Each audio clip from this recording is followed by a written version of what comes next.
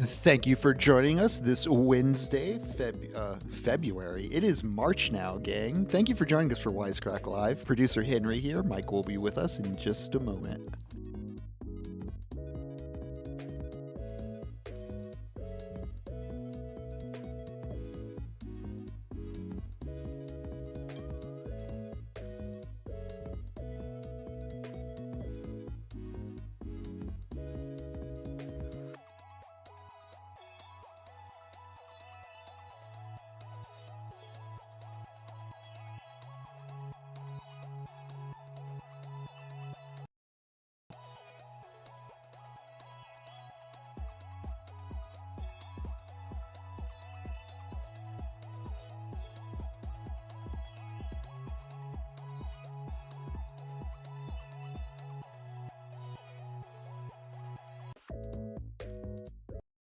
What's up, everyone? It's March 6th. It's a Wednesday. It's the Wednesday directly after Super Tuesday. You don't know what Super Tuesday is? It's an annual, or I guess semi-annual holiday in America where a lot of people vote, a lot of primaries. We don't do politics here, so it doesn't matter to us. But the one thing that Super Tuesday results have confirmed is that we are rebooting the 2020 presidential election in America, which is really exciting. I think that having two up and coming, really exciting political figures, and like regardless of what side of the aisle you're on, you know, it's great to have some young blood in the political game. It's nice to have like some younger guys with new ideas that represent, our generation. So really, really exciting stuff. Can't wait for the rest of this year. I love an election year. It's never depressing. But hey, it's Wisecrack Live. I'm Michael Burns, joined by producer Henry, joined by a Hello. lovely chat. We're broadcasting live from Wisecrack World headquarters that are very nice because we're very rich because we make so much money on our videos. That's an important thing to remember. We are super rich. I'm just kidding, but there's been some continued conversation around that. Yeah, Alexa, I'm happy that America's finally ready for a female candidate too. We got everything. We have diversity, whatever. Extraneous says different cam. Yes. Um, we we are using the same camera that we use for our YouTube videos for streams now. Look at that, guys. Look at us go. Um, but glad to see you all here. Glad that everyone's hanging out. Thanks for being here as always. Thanks for spending time with us. Means a lot. It really means a lot. I'm curious if anyone has thoughts on one thing today. I'm gonna get personal and bring up some. Oh, Bailey Fry, thank you for being here. No lab group today. And what's up, Dead Card? A personal matter today. Thinking of moving. My wife and I have lived in the same apartment for almost a decade. It's a rent controlled apartment, which is great. Um, but it's a little bit smaller. And the worst thing about it, I'm curious if anyone relates to this. Our apartment's like right above the garage, so there's empty space under there, and it's really poorly insulated. That means that when it gets cold here, our apartment will be about 10 degrees, sometimes colder than what it is outside. And we have a little heater, but because of the poor insulation, it doesn't do much. In summer, it's really bad because we have poor insulation and a whole wall of windows that face west. So in the second half of the day, we just get fucking blasted with light, and the interior of the apartment, even with like AC units in the wall running, will be well into the 80s. So in the summer, sometimes I just sit there with my shirt off, sweating over a laptop, thinking, what am I doing? But all I have to say is that's where I've been living, and we have an opportunity to move into a much nicer place that has AC and heat and a washing machine and a small garage space and a little outdoor area, but it's also a lot more money. So we're really caught. I'm just gonna let everyone know that's the moral quandary that I'm currently caught in. Is it continue to pay way less than we should for rent to live in a place that in some times of year is deeply uncomfortable, or move into a place that will mean we'll be paying closer to like the recommended 25% of our 25 to 30% of our pre-tax income. That's where we're in. Evan Lilly said, watched Freddy Got Fingered on Criterion Channel. Not sure what to think or if I should even try to. Maybe don't try to. Yeah, just Um, let it feel. Just bask in it. yeah. So but that's what I'm thinking. Let's see. Yeah, Alice says they have a house facing west. You got a palm tree in your front window, and it finally grew past the window. Yeah. So there you go, everyone. That's what we're that's it's just my whole week is thinking about that moving question, and I never know what the balance is. Is it better to save money or is it better to be comfortable? Maybe the chat can help me figure that out today. But a lot to talk about. We want to talk a little bit about the future of media, future of journalism for a few different reasons, right? And we've talked about this before. Eddie says, got to keep the baby comfortable. That's our worry, to be honest, is that summer is going to hit and our house is going to be fucking miserable. And my 1-year-old spawn is just going to be like, she's going to learn to talk by being like, Dad, I'm so hot. Why are you doing this to me? So, there you go. Yeah, but moving sucks. RIP, rest in peace. Chris Henry noted that. Moving sucks so bad. Um, When's the last time you moved house, Henry? 3 years ago. The lease on my current place is coming up soonish, and it's starting to impose questions and anxieties on me. So I'm soon to be Ooh. extremely distracted by all that. Oh no. Well, I'm sorry. I'm sorry to hear that. What are you leaning towards? Staying or going? I kind of want to stay for the sake of stability. I'm in a place where if there's not a rent increase and I can maintain kind of like my earnings and expenses the way they are, I can get out of that sweet, sweet debt mine I'm stuck in right now because, debt is wonderful. I'm glad so many people have it. Yeah, I love debt. I have so much debt. It's awesome. The Fox, that's a very nice thing of you to say. I hope that is true. Uh, yeah, and Devin O'Donnell makes a really good point. Um, yeah, debt's a hell of a drug. I gotta do some work today because I don't know if anyone else has done the consolidation of your student loan debt to get on the save plan. I did some of that, and it's so confusing because different documents and different websites tell me different things. I think I've applied for things the right way, but I don't know. And I don't know what Gen Z President Joseph Biden's going to do. Oh no, I have to do my taxes still. Yeah. Oh, yeah. I got it tomorrow. I have a call with a tax person. I'll say one thing. This might be the bougier thing I say all day. Honeyman's here, so it's all okay. Uh, For many years, I did my taxes myself using shitty online software. And then a few years ago, I started not paying a lot of money, but I found like a younger, up and coming tax professional.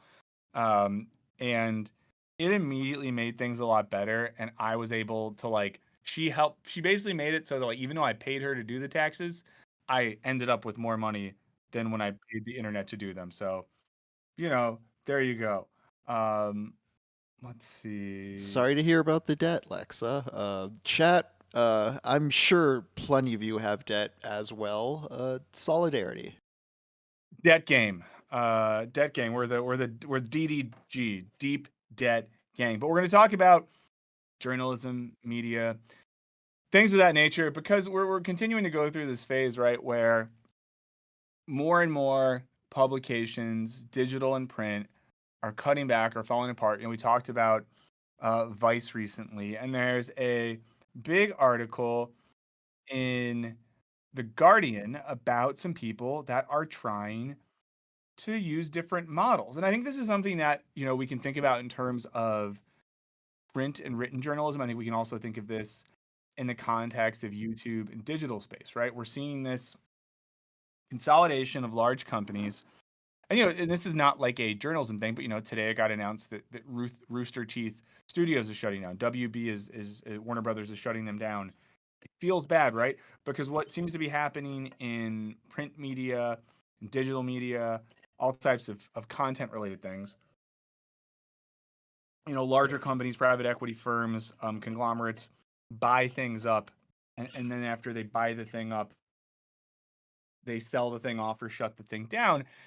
And, I think we're living in an era where it seems like we need information maybe more than ever, or at least as much as ever. So, in one sense, you might say, is this just more of that classic negative wisecrack content that we got infected with as soon as Michael took over, or Or is there a way to talk about this in a very positive way where we look at, you know, um, Honeyman, I want to know if this is real. I just gotta say this. Honeyman said that they entered a contest for biggest and best balls and won second place.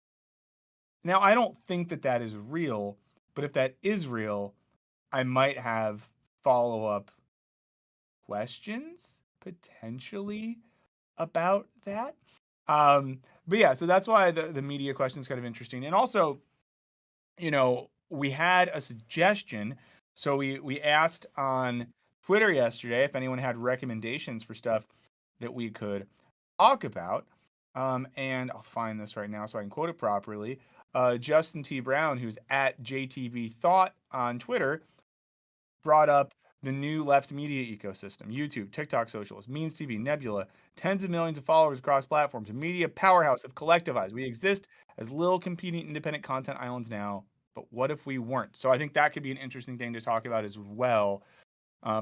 Different people creating content that you could call left or progressive or critical or philosophically informed or, aimed at exposing ideology, those sorts of things. Talk about that. We have some other stuff on the docket as well. And also, Henry suggested this. I saw some people suggest this on Discord. It might be time to do a little Harris Hole dive. It's been a while. It's one of our foundational activities, a thing that we do together. So maybe we'll get to that as well. Little housekeeping stuff before we get going. If you haven't watched it yet, last week's video was on Mr. Beast. Really interesting comments. We got into the comments for that a little bit on Monday.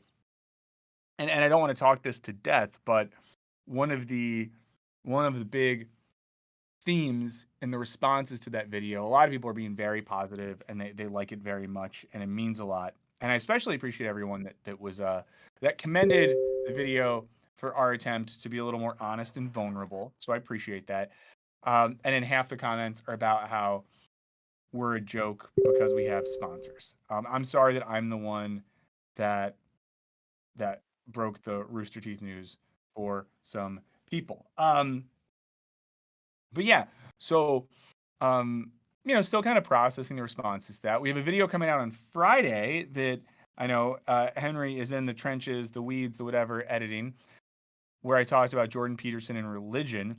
I'll tell you all this now, and I'll hit Henry up later, and we'll talk with producer Olivia about this to add a little thing in at about the 30-minute mark. But since making that video, guys, I made this video about Jordan Peterson and religion, in particular Catholicism, looking at the ways in which he's trying to graft his thought onto Catholic theology and the Catholic Church, but the contradictions between Jordan Peterson's insistence that social justice, racial justice, economic justice are all these horrible things that are in society, trying to balance that out with the fact that in, Catholic social teaching and certain branches of the Christian tradition, there's a priority given to social justice, and also looking at sort of a fundamental theological misunderstanding on the way that Peterson thinks about religion. And I got a little ahead of my skis in this video. It was, filmed a little bit off the cuff in terms of being like, hey, as someone that grew up very Catholic, there's some good stuff. And you know what? Maybe the new Pope is pretty cool. And we filmed the video, feeling okay about it. And the next day I'm at home on the old internet, and the gosh darn Pope decide to talk about how gender ideology is the most dangerous thing in the world, basically affirming some Peterson stuff. So we need to drop something in there. Need to drop something in there to be a little bit honest about that. Zedon Blaster said, I just graduated the journalism degree, top of my class, and I'm unhireable. 70 plus job applications for the past 3 months, no callback. Yeah, it's bad. It's really bad. Was talking to a friend yesterday who's in the, Hollywood writing performing space, and a lot of people in that world are now just trying to find freelance work and apply for other stuff. So things are great. Things are really great. And just a couple other prefatory notes before we really get cooking today. Thanks for being here as always. If you can like the stream, it helps us a lot. Yeah, Honeyman makes this point that mainstream Protestantism used to be much more progressive. I mean, like Christianity in general in America was a lot more progressive. I think for a lot of us, we've existed in the post, Reagan era 80s moral majority thing, where religion and Christianity in particular have been so enmeshed with like culture wars and stuff, but that didn't used to be a thing. And even if you look back at the civil rights movement, um, there's tons of instances where there would be, Protestant and Lutheran and Catholic ministers and priests and rabbis and folks very, I think I'm using this word correctly, ecumenically diverse folks who saw, standing against injustice and taking care of the vulnerable as like the primary thing they did. And that's really shifted incredibly drastically. Uncivilized Game said no good popes, APAB. I mean, you're right. I just sometimes, you know, I think sometimes when you grow up in a tradition, you want to like try to look back at it and be like, it's not all bad. And it's a thing that I've tried to do. So please like the stream if you haven't. It helps us. I'll try to say this only 3 times on today's stream. So this is the first time I'm going to say it. Um, if you have the money to help support us, consider checking out our Patreon. We have a new $1 Patreon level. That's $1 a month. If you look at that in terms of the content you get, you could say that that's 25 cents a video. But since we also do like 8 streams a month, that's 4 videos and 8 streams for $1. That's a pretty good deal, I think. If you sign up for a full year, it's $10.80 because you get a 10% discount. And that's across the board for any of our Patreon levels. If you do a full year, you get a little discount, which is fun, But so consider signing up if you can. And even if $1 doesn't sound like a lot, I'll put it in perspective. Like, most of our videos, 100,000 or so people watch them. If 10% of those people, I know this is crazy, but if 10,000 people signed up for our $1 Patreon level, guys, we could be like turning down sponsors. We could be making stuff with way less concern about, the algorithm. And in particular, the thing that gets me really excited is I would love to make enough on Patreon where we could make Patreon only content. For example, I would love to do a video series where like once a week I just get to talk about philosophy stuff, dive into an article or something like that that I feel excited about, or just focus on a particular thinker. But it's hard to do that algorithmically. So I'm just letting you know.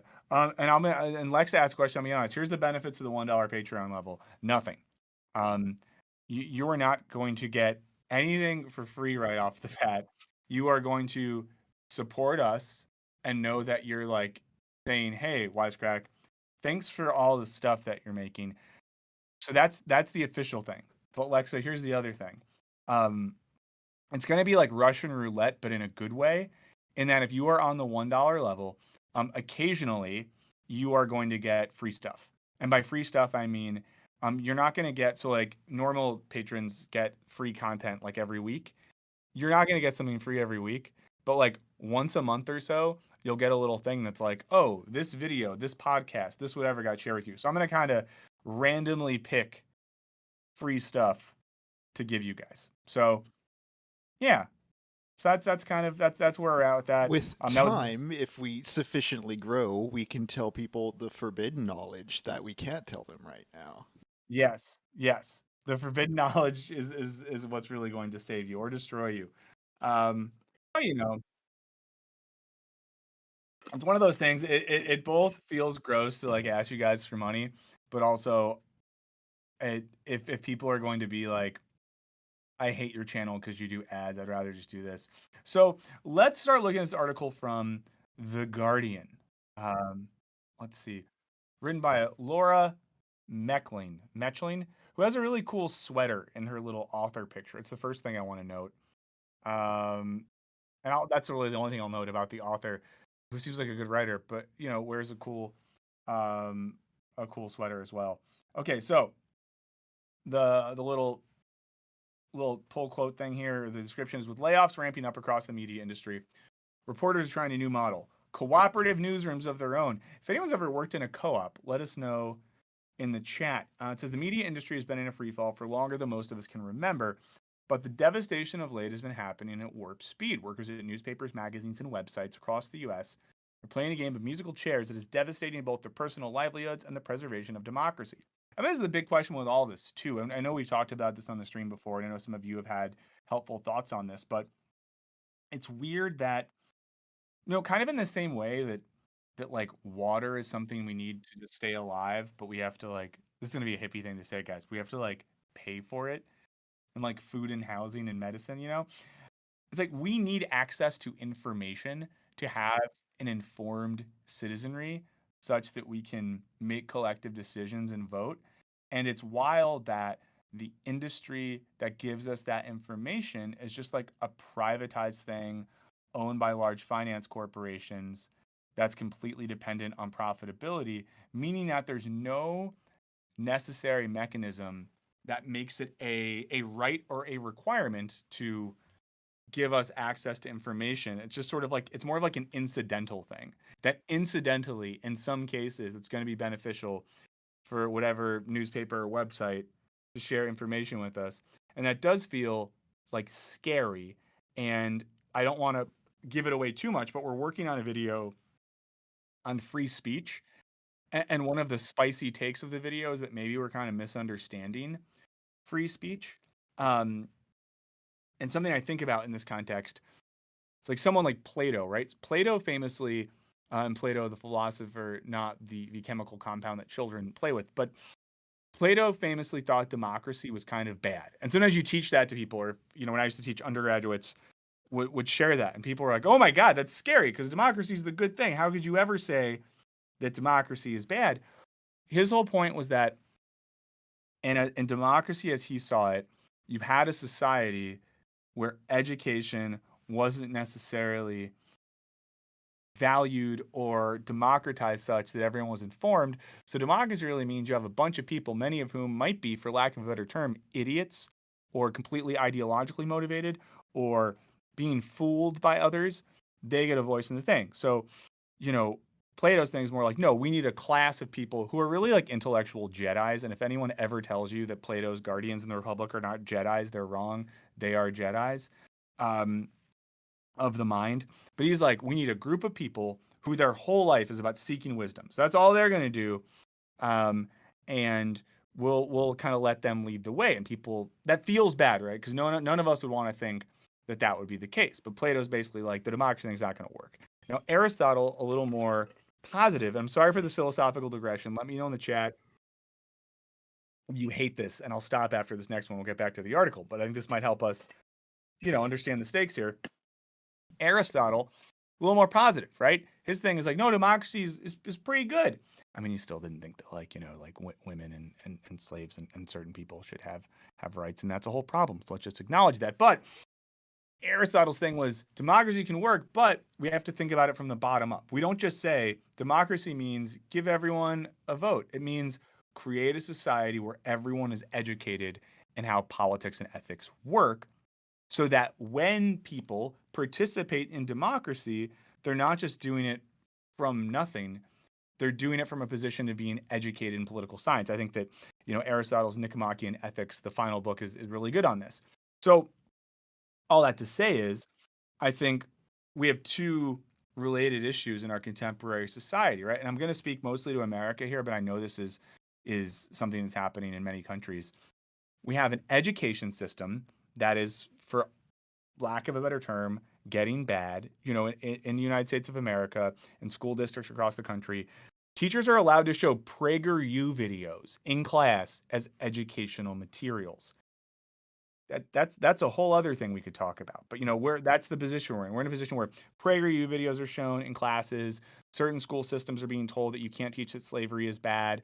You know, people are running for political positions by burning books, like the woman in Missouri did recently. I wonder who burned books before. I don't know, the Nazis. But um, so you have that educational side. Then in the side of public information and journalism, it's harder than ever to get access to good information that's not ideologically mediated. We know the New York Times right now is currently having to do, there's like an investigation into their reporting on the aftermath of October 7th, showing that there's pretty horrific ideological misinformation that fueled a lot of public sentiment. So if we're not having access to good education, if we don't have access to information, how can we like do democracy? Yeah, you're It, bringing to mind Cat Williams's recent ramblings on Joe Rogan, and just how to some people they sounded extremely strange and incoherent, which they are, but like they're a byproduct of a stupidity that like we don't really like. To say people are stupid, I think, is to also ask that you kind of appreciate and understand stupidity, and that like people can be in fallible positions that they need to be educated out of, and we're kind of afraid of indulging that in American culture. I think not indulging it, but like admitting to being wrong or admitting to failing or being stupid on an issue. Like there's a push at the individualist level to like always be the smartest, always be the quickest, always be the most cleverest. So it prevents us from talking about like, well, what if we're stupid? Yeah. Yeah. And to be clear too, like I think when we think about being stupid, it's important to note that we're only allowed to call other people stupid if we acknowledge that sometimes we're stupid. I think that's the rule. You're not allowed to call other people stupid if you never look in the mirror and say, "I've been stupid before," or "I'm Yes. stupid sometimes." You know, it's I humility. think that gets at a key part of like the whole externalizing blame and scapegoating like features of like fascism and authoritarianism as well. Mhm. Yeah. I'm gonna write something down real quick. Just because something I just said, and Eddie made a comment to this regard, I think would work well in the video that we're working on free speech. But hey, again, like the stream if you're here. So let's go back to this article, and that's me basically saying I think all of that creates the context for why this is a problem and why it's important and notable that people are trying to solve it. Oh, also, if you're a patron and you're expecting the new episode of Philosophy Office Hours, it's currently uploading from my phone. It's at 42%. It's been uploading for a while. I tried to upload it last night. Also, once you get that, there's gonna be a break in the middle of the video where I get up from the camera and you hear me interact with someone. I was filming it last night, and a young man was just pounding on my fucking door, and I was like, "What is happening?" And since it was election day, it was someone who was like canvassing, and I just had to be like, "Yeah, bud, yep, voted for that. Cool. Let me get back to answering someone's question about Heidegger." Okay, back to the article. In the last 2 weeks alone, Vice announced the dissolution of its websites and layoffs of hundreds of staff. Wall Street Journal gutted a raft of positions. Los Angeles Times slashed more than 100 jobs. Condé Nast laid off employees at Pitchfork. Sports Illustrated announced it was eliminating nearly all the positions. Since this article has been written, the Intercept has slashed more jobs. Obviously, it's not journalism, but it's media related. Rooster Teeth is shutting down. It all keeps happening. Um, on Tuesday in late January, as workers at a dozen Condé Nast titles protested against proposed layoffs in a picket line outside the company's New York headquarters, Maria Bustillos was seated behind her desk in Glasgow in considerably higher spirits. Yeah, because in Glasgow's in Scotland. In Scotland, people are drunk 24/7, so that's why they're in higher spirits. I can make that joke because I used to live in Scotland. She was polishing off an email. Yeah, polishing off an email intended for some of the 60 writers who belong to Flaming Hydra. Wait, I've seen Marvel movies. Isn't Hydra bad? The new media collective she is organizing. Its inaugural issue was a mere week away, and Bustillos had some last-minute housekeeping details, as well as good news to share. Nearly 2,000 individuals had already purchased a subscription for $3 a month or $36 a year. You know, something that's worrisome as well about um, this new model is like at a certain point, we're not going to be able to pay for subscriptions to stuff anymore. But we'll get to that later. Goes on and says, whether it's city politics or video gaming culture you like to read about, I like both. Or your interest around music criticism and sports, also like those. There's probably a journalist collective out there seeking your support. Meet the new model on the rise. The publication owned and operated by its worker members, liberated from the ever contracting and ever soul crushing world of legacy media. These publications offer contributors a chance to keep doing what they love without the specter of anxiety over sudden layoffs that imbues today's newsrooms, and do so with the camaraderie and collaboration of fellow journalists. The website for Flaming Hydra, a collective of 60 writers on fire and hard to kill. The way that the page goes, I just saw on fire and hard to kill. They're hard, comma, to kill. They don't feature a masthead. There's no editor in chief. Instead, there are dozens of bylines, mostly names that will be familiar to readers of traditional media. They list some people, and that's cool. Yeah, so it's another model of a publication that's trying to do a co-op thing. Have you ever worked in anything that was a cooperative model, Henry? No, I have not. Yeah, me either. It sounds really fun to do that. Has anyone in the chat ever done co-op? work. Worked in a co-op, been a part of a cooperative. Sounds very fun. Um, Let me check one thing, and then we won't keep it cooking. You know what I noticed too? And this is a random. This is What's up? conspiratorial. If I tweet something from the Wisecrack Twitter account, just like words, anything, like I'll see that like people see it, I'll get some reactions. Whenever I tweet out a YouTube link, whether it's to a video or a stream, it gets way less traction. Is that conspiratorial, or does it sound likely that Musk would have it set up to where it kind of doesn't promote other media? Yeah, I feel that yeah, text, just brief text gets a better engagement or like on Twitter media than like external links. Especially Yeah, with the way he's tried to like gut headlines and stuff, and just like there's no faith in the external promotion of stuff through Twitter anymore, I feel. yeah. I'm gonna say a random thing as well. A lot of random asides today. I'm gonna be in New York soon. I never go to New York. Do people or do we have any New York people that are wisecrack heads? I was thinking it could be fun to do like a meetup or something if people wanted to do that. But I don't know if we have New York fans. I know the last time I was in New York, some guy stopped me and was like, "Hey, what up? You're the guy from the thing." And he was like a cool New York guy, and I like acted cool because he made me feel cool. It was great. So going back to this article, it says Flaming Hydra exists primarily as an email newsletter. There are 2 stories a day, and so long as pieces are 60 words or longer, writers are free to write about anything that plays their interest. And it talks about, a bunch of different um, examples here I of do stuff. like that approach. Yeah, letting people write about what they want to talk about. Yeah, like trusting them, just like, hey, 600 words, if it's in your interest and it's generating interest, like you're doing good. Yeah. Um, Ty Dickerson says, "Come to Chicago. I'm a cool Chicago guy. I've been to Chicago a bunch before. So there you go. Where's broadcasting? Where's Wisecrack broadcasting from Los Angeles? Okay, I'll let you know that I'm gonna I'll post on Twitter and our community page, but I'm gonna be in New York for a week. My wife, her book is launching in New York. Very excited about that. So you know, John Kim wants to go Wisecrack hiking.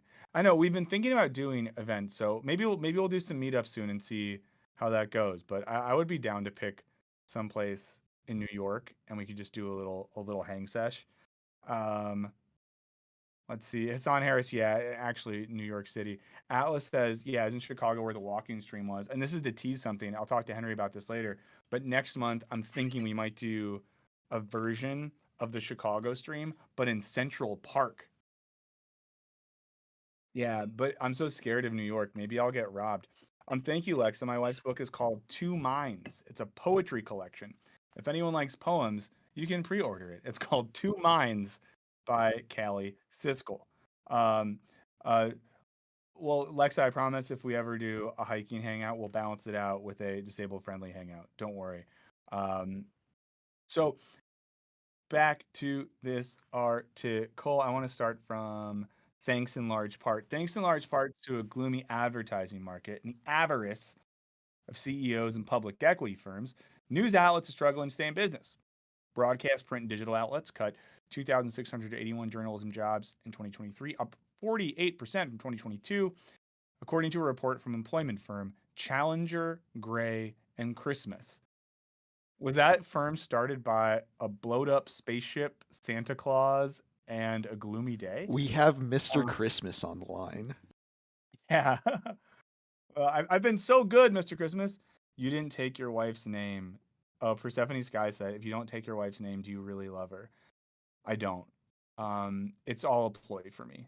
I'm in a loveless marriage. I'm kidding. But yeah, if you like poems, check out my wife's work.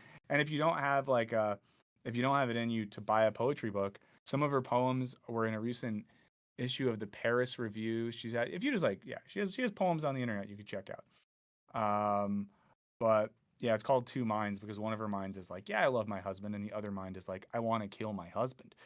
A 2022 study by Northwestern University's Medill School of Journalism predicted that a third of American newspapers that existed about 2 decades ago will be out of business by 2025. The newspaper industry is collapsing, and we're at a point of no return. And magazines are even worse off, said Victor Picard, grandson of Jean Luc, a professor of media policy at the University of Pennsylvania.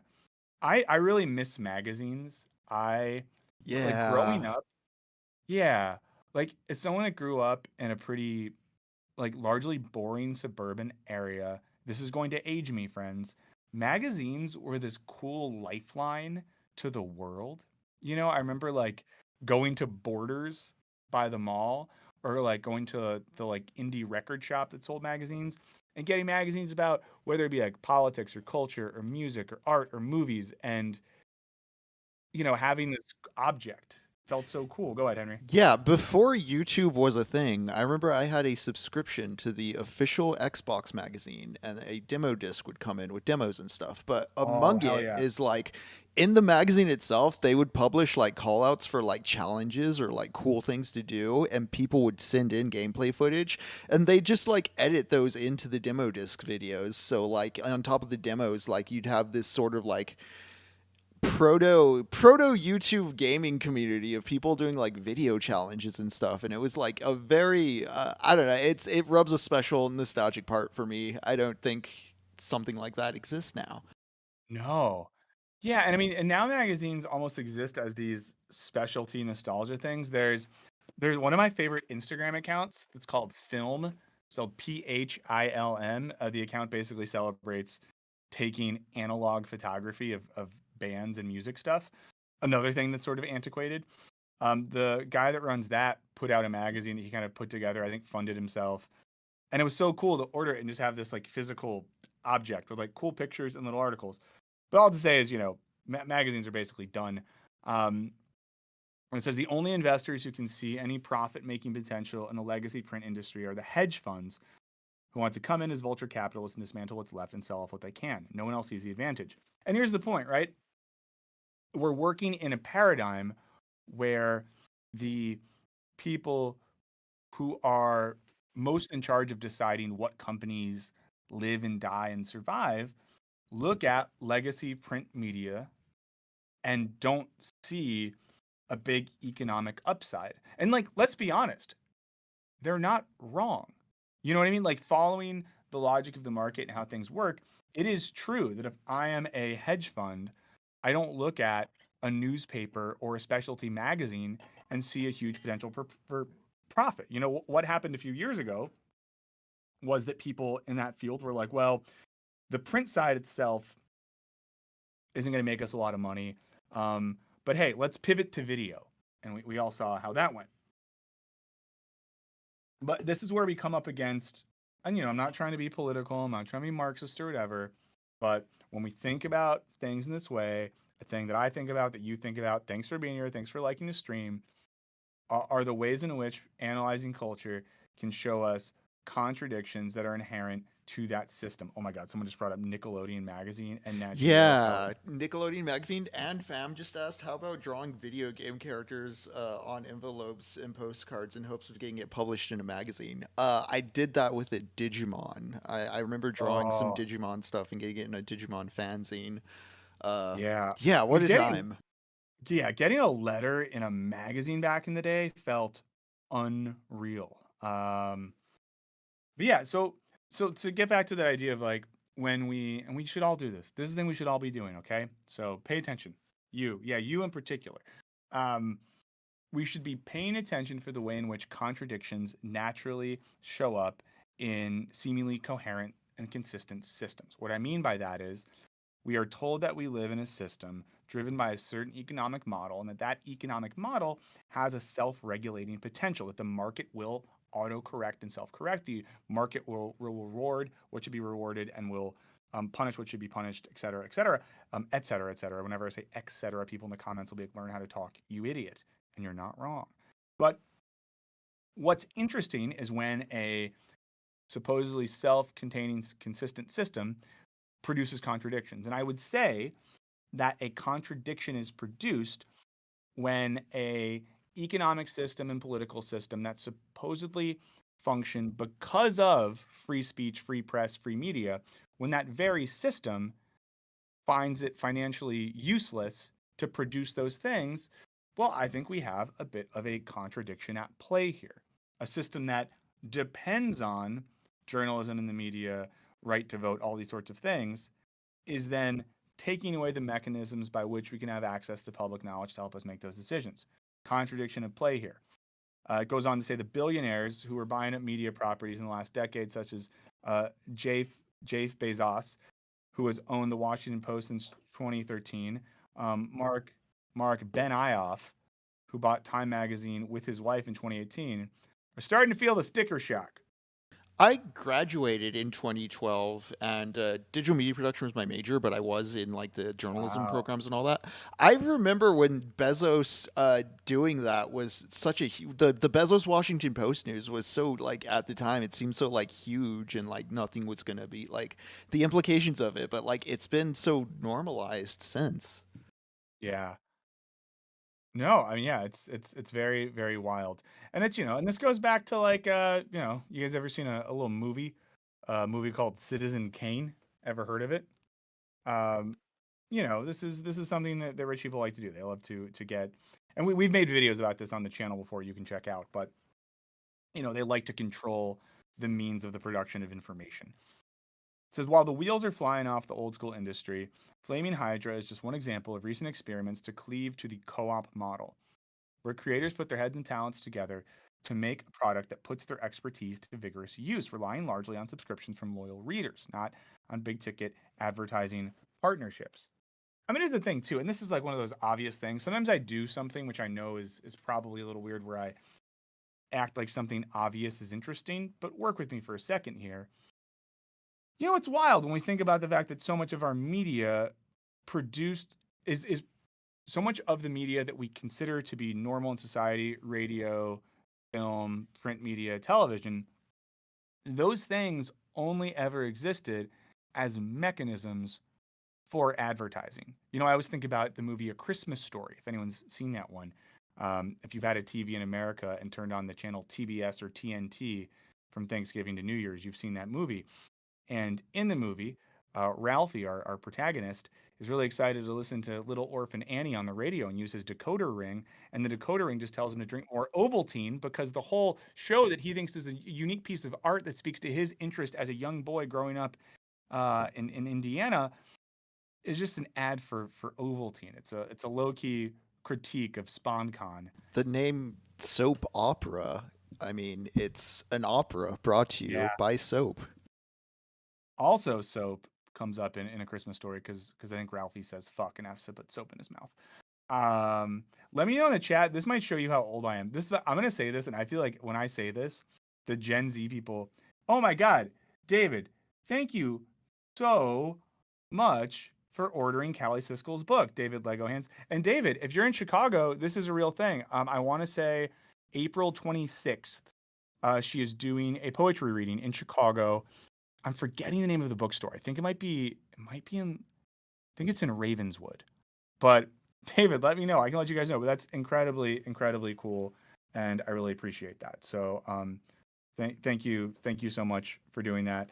And maybe I'll be in town in a little bit in Chicago for her book launch, so maybe I will be able to, do some sort of meetup there.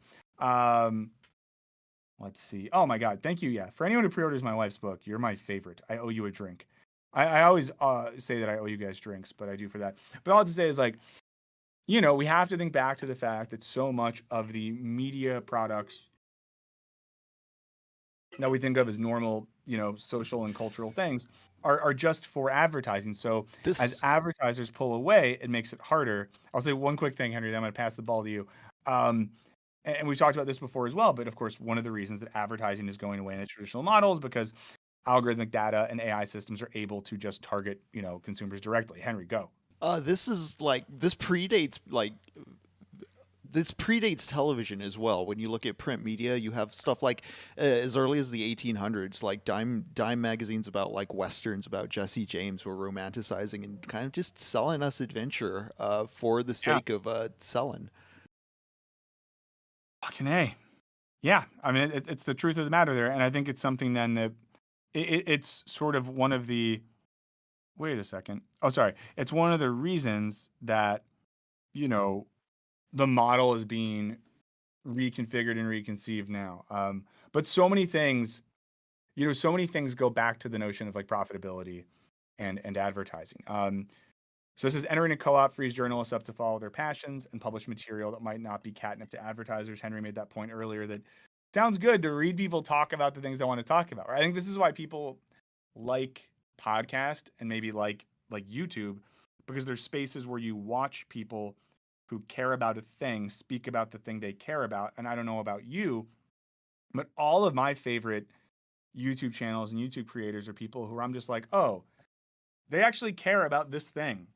Yeah, They're excited and interested about it, and that's what's like interesting about it, you know? I have questions about like just making sure you're like fact and source checking on more politics and hard news leaning stories and writers. But for the entertainment and arts and culture writing, like I love this idea. Yeah. Oh, hold on a second.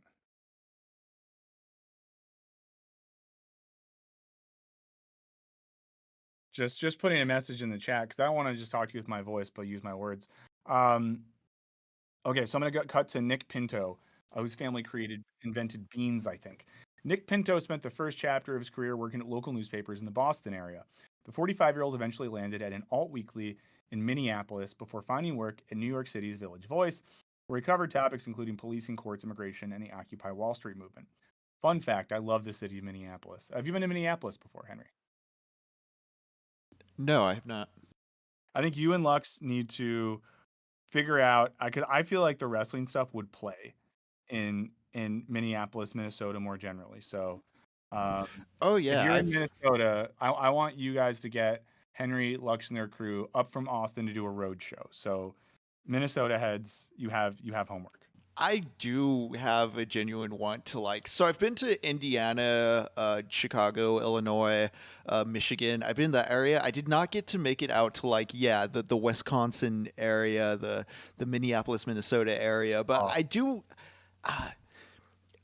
It may be because of where I grew up, but like I'm fascinated by the sort of Midwest cultural aspects of those places and where they've been going since like 2013 onwards. yeah. That's when I was last in like Illinois. But all right, Uh, oh, Joshua Harris, born and raised in Minneapolis. I mean, here's a cool thing too. Sometimes people think of, you know, um, I think the Midwest as maybe like a super reactionary place. Sorry, guys, I'm adjusting my underwear. I need a new underwear sponsor. Years ago, Mac Weldon did a sponsorship for Wisecrack, and I got all this underwear that was great.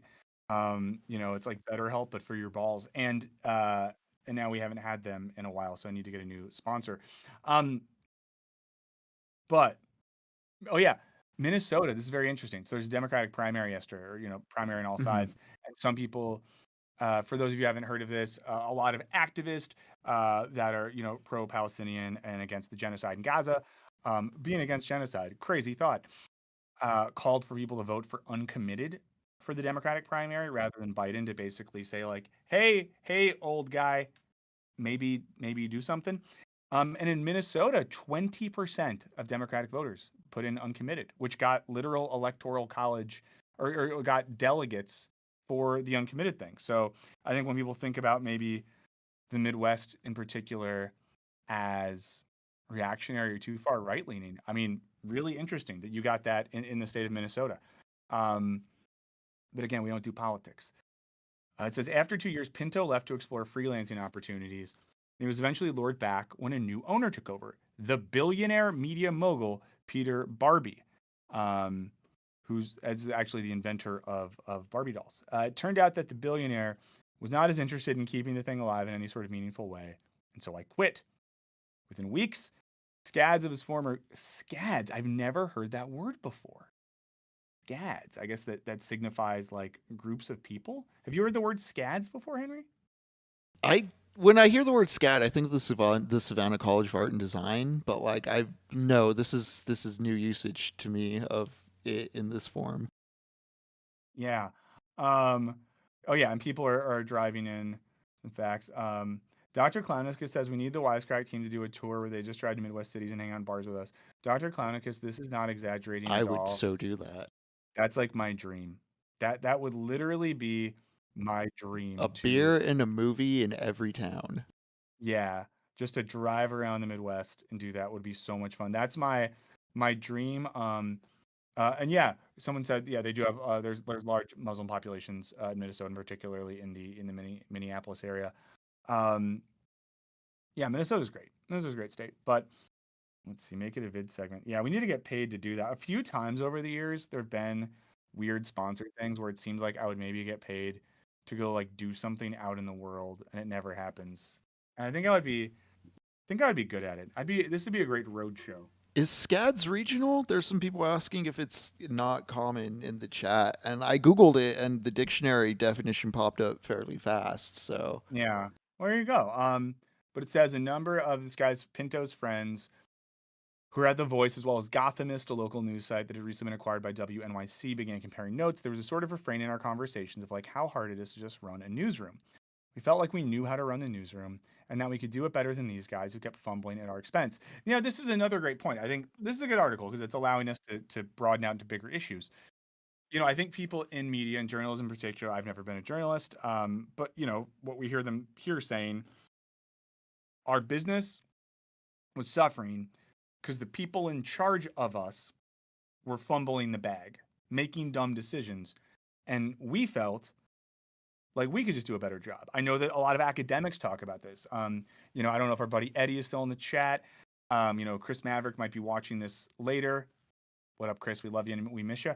But a lot of academics have this experience where they're like, why the hell are these administrators that make 4 times as much as me making these terrible decisions about education when the educators don't get to make those decisions? In digital media, what often happens is people at the highest levels make really bad decisions, and then the people lower down get punished. I'll give you an example that I shouldn't give you. Hopefully, no one in my company is watching this right now, but someone who used to work at our parent company and be in charge of digital media literally at one point tried to get us guys to basically stop making YouTube videos and just make TikToks. Why did they want us to just make TikToks? Because they were trying to use a business model where you would sell advertising on TikTok for a certain amount of money, then you would use half of that budget to buy the views to meet the minimums for the thing, and you would just do that over and over. Someone who thought that was a good model was briefly in charge of us. And I will say that during that person's run, we lost a couple member of our staffs. We lost our podcast. All that happened during that period, and it sucked. And that person, eventually left. But I think that's a trend we see all over. That there's sort of like a managerial, administrative class or group of people in many industries that run things. This is what. Oh, what's up, Loinkin Pork? And guys, we talked about this. When we talked about the airplanes that fall apart recently. Yeah, Bailey Fry, we got to do the tour. Guys, we got it. Let's get the Wisecrack tour going. Lexa Power. Yeah, we did a Full Sail thing. Oh yeah, I did get to travel for Full Sail, which meant that 3 nights in a row I went to the same bar in Orlando by myself and drank $70 to $100 worth of cocktails that I charged to the company. What are you gonna do? But we talked about the airplanes that fall apart in the sky, plane go boom in the sky. And one of the reasons, of course, for that is that there was people in charge of Lockheed or Boeing or whoever, I'm not forgetting the specifics right now, who were dummies, who weren't engineers, who were making decisions. So again, all that to say is we can talk about the specifics of that occurrence in the context of journalism, but this is happening all over. So this crew said they eventually decided to launch Hellgate, a black metal band. No, a site focusing on the inner workings of New York City. Other co-founders they list a bunch of people, and there's a picture of them, and they look cool, and they don't look happy. And I feel like I can imagine a few of these people like rolling their eyes at me, and I think 2 of these people physically fighting me, and one of them maybe being friendly. But I'm sure they're all really, really smart. But it's an intense photo for a collection of journalists, but good for them. It says the venture started with a staff of 5. There's grown to 7. They all make $60 a year, a decent salary by some. Yeah, that's not enough to live in New York. In a more enlightened society, would publicly support some of these corporations so they can focus on producing good journalism. They could support a family or take a few weeks off for vacation. Hellgate has 3 tiers of subscriptions: friend, supporter, and believer. It makes half of its money from donations and half from subscriptions. Okay, that's cool. Another thing where they publish 3 stories a day. They make some money. Going down, to the paragraph that starts with the new model. But the new model doesn't always mean diminished resources. For the most part, most of us are making more than we did at Deadspin, said Tom Lay, part of a cluster of journalists who constituted the exodus of Deadspin, with 19 people leaving, and they started Defector. Yeah, Defector is cool. I was reading about Defector recently. Um, let's see. Oh my God. Okay. So I'm going to be honest with you. There's a line here that says a recent opening for a staff writer position received 700 applications. I'm going to be honest with you guys. I thought about applying for that because I was just like, man, how long is this going to last? You know, how long is this?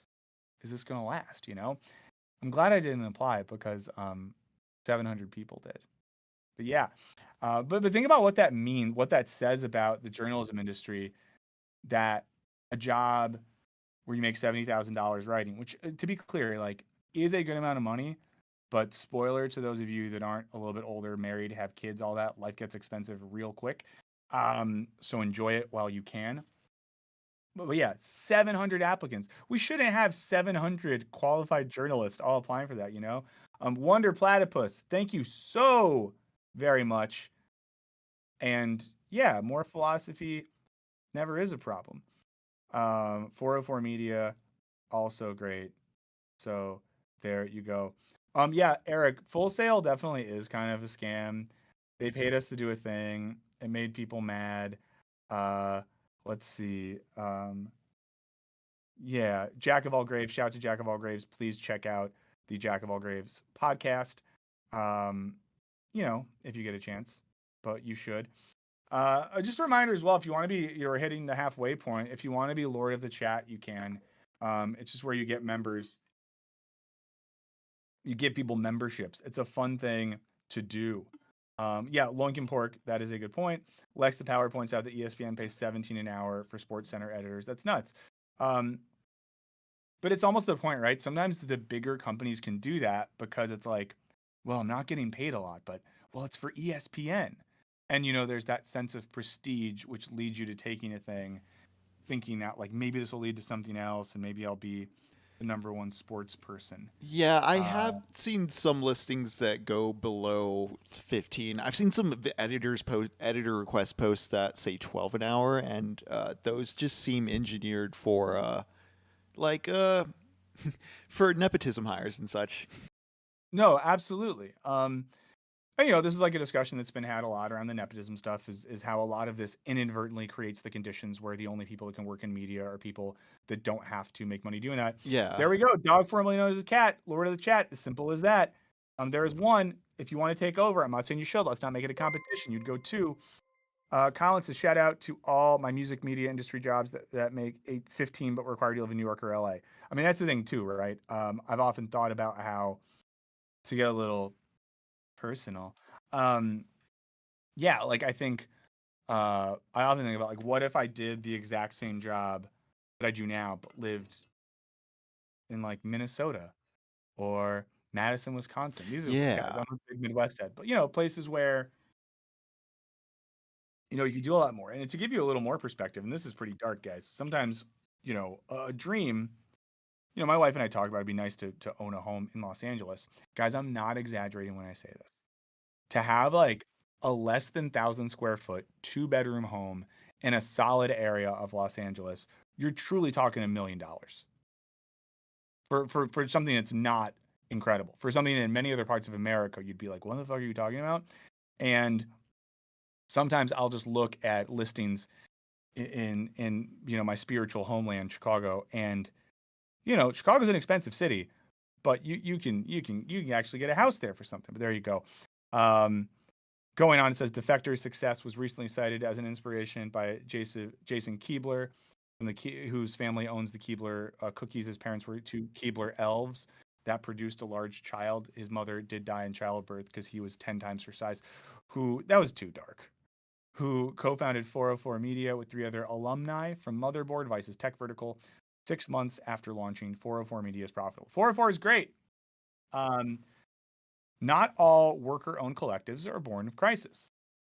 During the recent podcast boom, which is turning into a podcast bust, When audio behemoths were purchasing production companies, Jesse and Teresa Thorne were hesitant to go the same route. So last year, the couple decided to sell Maximum Fun, their podcast network, to the workers. Employees did not have to dig into their wallets. Their costs were covered by a loan. Interesting. I don't really get how that works. It was a way of keeping our value. Does that make sense to you, Henry, or anyone in the chat? How you would sell a company to the workers, but the workers would buy it with loan money? Yeah, like are the workers paying that back? What's the interest on it? I'm curious for more details now.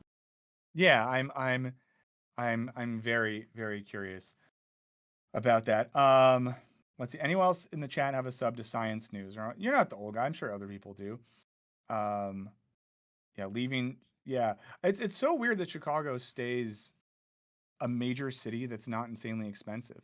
I've gotten the sense recently that even like Chicago might be cheaper than like Austin, um, where Henry and Lux live. Likely. Yeah, because isn't Austin very, very expensive? Oh yeah, yeah. Yeah. Carson, I would love if Wisecrack was based in Chicago. I mean, it could work, you know? It could work. I do wonder. Austin recently went down in some national rankings as far as like its livability or like its fun. Its culture is kind of going down the drain. I'm curious how that will affect costs this upcoming year. Yeah. Again, as someone who may need to be moving in a few months. Yeah. It's wild. But yeah, it does get really cold in Chicago, so there you go. Let's see. Oh yeah, so it says it's a way of keeping our values solid and intact.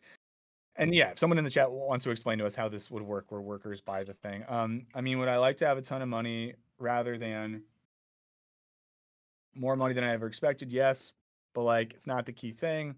In the new framework, workers elect members of the cooperative to a board and collaborate on investment decisions. So if they're grumbling about management, they're grumbling about themselves. And it's interesting too how so much this is gonna be another one of those things where we should have a name for the segment where I say a very obvious thing and act like I'm saying something deep.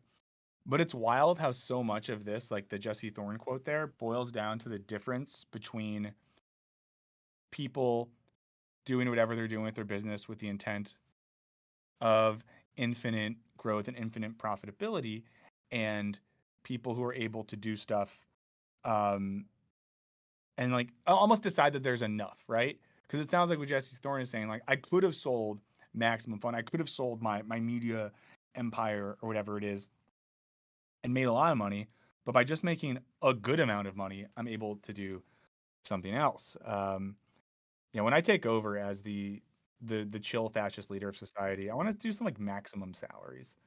I think we don't need to make so much. Maximum wage Dave laws. Dave feels like Milwaukee is the best city. Listen, I might agree. Milwaukee's pretty great. They do some great Milwaukee trips on Joe Pera Talks with You, my favorite show ever. Uh, okay, because there's little doubt in this, and the CEO and co-owner Bikram Chatterjee, and if you ever watch this, Bikram, I'm sorry if I said your name wrong, mine as to what would have happened had the Thorns decided to sell to a corporate overlord. We have a staff of 24, and maybe 3 or 4 of those people would have lost their jobs at first. And as we saw with what happened when Spotify bought Gimlet, everyone would have lost their jobs eventually. Jesse understands this to be his legacy and would have survived. Yeah, like for anyone who followed this, Gimlet Media launched as this really cool venture that was going to make awesome podcasts and do something differently. And their first hit show was like about the creation of their network, which then ABC made a TV show out of, starring Zach Braff. And they sold to Spotify, and Spotify fucked it. We're seeing something similar right now, where I don't know if any of you guys listen to podcast on the Ringer. It's one of my favorite podcast networks. They just management just boned them on a new contract, and the Ringer's owned by Spotify, and what they're asking for is so minimum. But again, like they're probably going to get boned. The shift to a collective model tends to leave journalists wearing more hats than they're accustomed to. The staff of 5 at Aftermath, a video game site. Yeah, Aftermath looks really cool, by the way. I don't know if people have checked that out, but if you're into video game writing and journalism, it seems pretty awesome. A video game site co-owned by 5 former Gawker Media staffers look after everything from marketing and payroll to taxes and membership efforts. I mean, that is one thing. Like, I don't know if any of you who have worked with writers and creative people, the thought of them running payroll is a little bit scary. One of my favorite genres of YouTube video is small business owners explaining like how much you shouldn't do what they're doing because they hate their life, and they always have nice breakdowns about like just like the payroll and bureaucratic side of things being the worst thing in the world. Yeah. Two comments when I look at K-pop girl said I lived in the Orlando area for 4 months and I'll definitely take Chicago summers over Florida summers.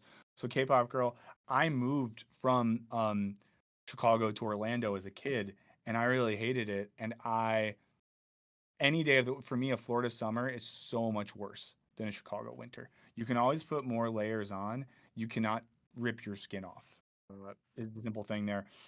Joshua Harris says, "I can't see a single person needing more than 150 a year unless they have some severe health issues." Yeah, but and the only thing I would say to that, Joshua, is if we had like a leveled housing market, yes. This is the super fucked up thing is if you made 150 a year and you lived in like San Francisco or New York, it might still legit be hard to like pay rent as a single person, pay any debt you had, pay all your bills, and put money in savings and retirement. But hey, guys, none of us are retiring anyways, so who cares? Sorry, that was negative. We got to keep it positive. Um, let's see. Um, okay, so this is, but Plunkett stresses the enormous upside of the new paradigm. 100% of Aftermath's revenue comes from reader subscriptions. When you're working in traditional media, you would always be fearing that phone call of layoffs. Maybe they didn't sell enough ads. Yeah. And this relates to be really honest with you, I think I say that too much. Someone should do a drinking game of things I say too much, but then a lot of you might die. Um, you know, um, a thing that I think about when okay, and this will be my second pitch of the show. I've only done it once thus far, so get ready for pitch number two. Um, so here we go. I I've been telling you more and more, and Henry, you can post the link in the chat at whatever point you feel is right in this pathetic pitch. But trying to pitch you guys on if you have the money to sign up for our Patreon. There's $1 level, $5, $10, and some other things. And one of the reasons to be really inside baseball, I'm trying to push for that, and the growth has been good and it means a lot. So thank you so friggin' much. Is that advertising is slowing down. It's going to keep slowing down, and digital media things are gonna shut down and downsize. What I want to do is have the leverage internally to where if someone comes and says, "Ooh, but Wisecrack, your numbers are down a little bit. We're unable to sell ads to X, Y, and Z," I can say, "Cool, but look at our community and the money that they're giving us to make stuff. They're telling us they want us to make these things, and now we don't have to worry about the ad stuff." So that would be awesome. Um, so consider checking it out. Also want to give a shout out to this is a very random shout out, but the other day I tweeted about how um, my ideal beverage would be a non-alcoholic beer with a little bit of something extra in it. And someone reached out to me from this company called Indie, INDE, Indie Local, and they're making non-alcoholic beer with a little hemp extract in it. And they sent me a bunch. And if you guys want some, they gave me a code, and I can give you that code. It's Wise25, and you get money off of it. So they did not pay me to say that, to be clear, but they sent me these fun non-alcoholic beers that I liked a lot, and I said if I liked them a lot, I would shout them out. So I'm just letting you know right now. Um, I think their website, yeah, it's indelocal.com. And if you use the code WISE25, you get money off of that. So if there's any other non-alcoholic beer heads in the chat, you can check that out. Julia asked, why is advertising going down in the digital space?